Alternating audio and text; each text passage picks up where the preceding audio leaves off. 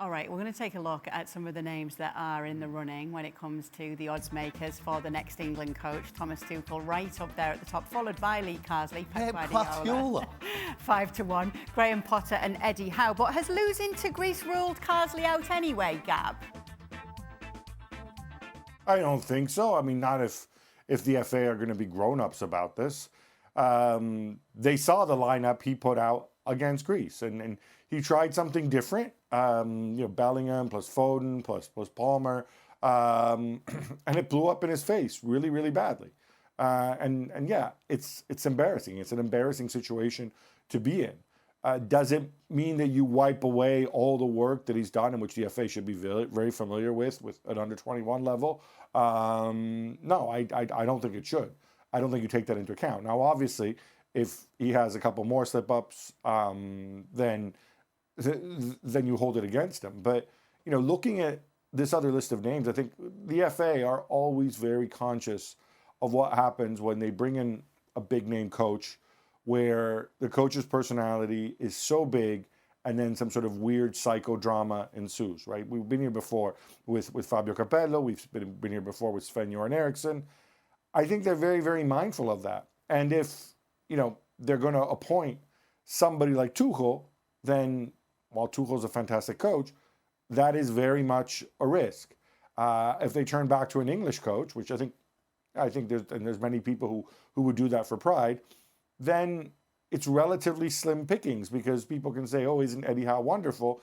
And then, he draws a game at home, and then all of a sudden they don't like Eddie Howe again. So I think that is kind of the fine line that they're walking. But for me, Carsley should still be in the running. My understanding is he is definitely in the running.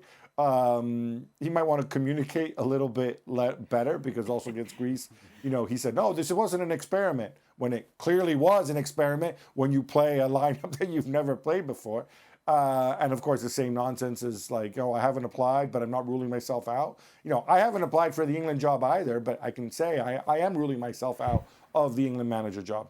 It's interesting with the Lee Carsley situation, because Gab's just laid it all out there, how selective the FA are when it comes to appointing a coach. With that in mind, he could have seen this as easy pickings, really, for himself. All I've got to do is get results, and it's going to be me. Are you surprised that he experimented the way he did against Greece, with that being the case?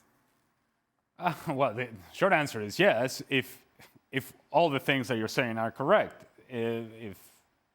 If indeed we're as simple as, if we beat Greece at home and we go and beat Finland away from home and I keep the job, and I'm the England national team coach, then, well, I'm sure that he would have presented a lineup that he thought would give him the best chance to beat Greece.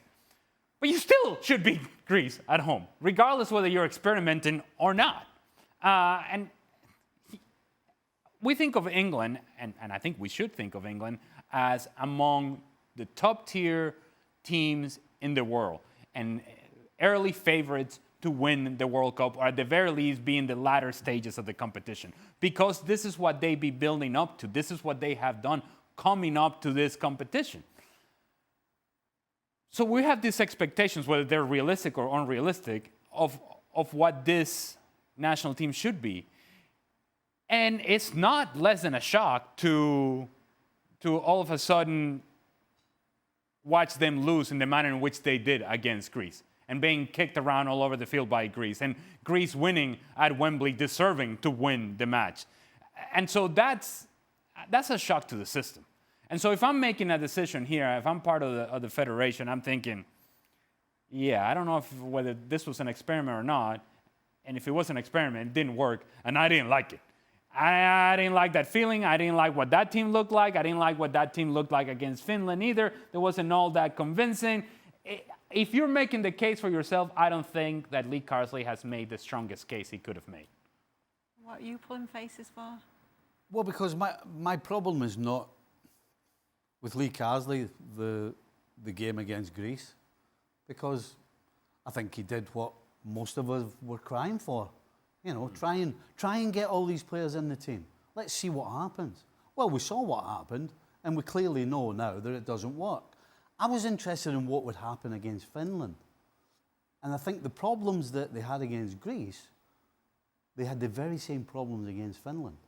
And we're just fortunate that going forward, the Finns didn't have the ability or the quality to take the chances that came their way. So I've got more of a problem with the performance against Finland than I do against Greece, because he did what we all wanted him to do, and it was an experiment, and it didn't work, and that's fine. So then you ditch it.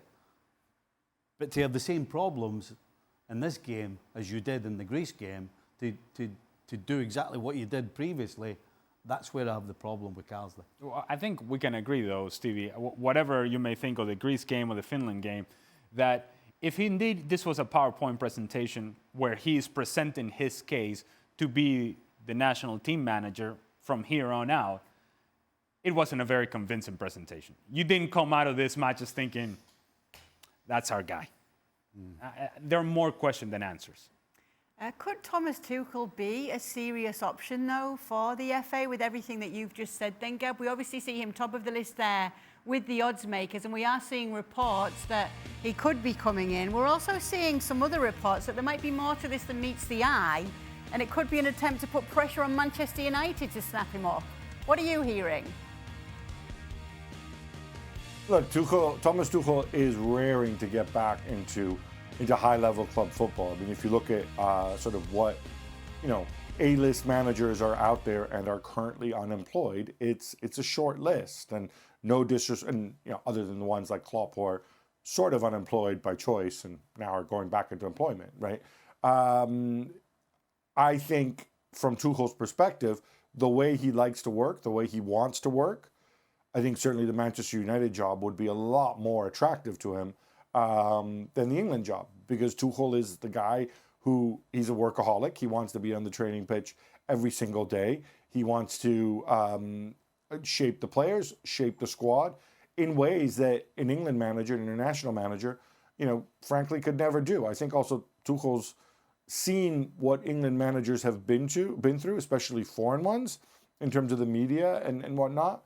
And I think he's more comfortable in club management. Now, obviously, Manchester United, massive job, but this is an ambitious guy, and I don't think it hurts at all seeing his name linked to the England job. But equally, I think the FA have been pretty clear. They said they're going to take the time with the appointment.